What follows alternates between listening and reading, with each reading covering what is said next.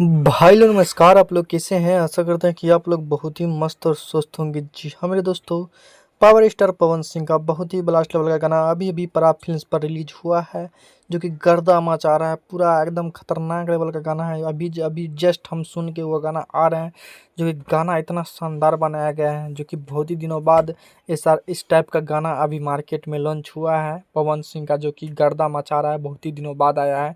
अगर आप लोग नहीं देखे हैं तो पराग फिल्म्स पर जाके जरूर देखिएगा, क्योंकि ये गाना गाना नहीं है, रिकॉर्ड बनाने वाला गाना है। यानी खेसारी पवन सबको फेल करने वाला गाना है। पवन सिंह का गाना ये जबरदस्त लेवल का है। अगर नहीं देखे हैं तो जाइए देखिए और एंजॉय कीजिए, क्योंकि इस गाना का पोस्टर ही हम बता दिए थे एक वीडियो में कि इस गाने का पोस्टर ही देखकर लग रहा है कि बहुत ही अच्छा गाना आएगा।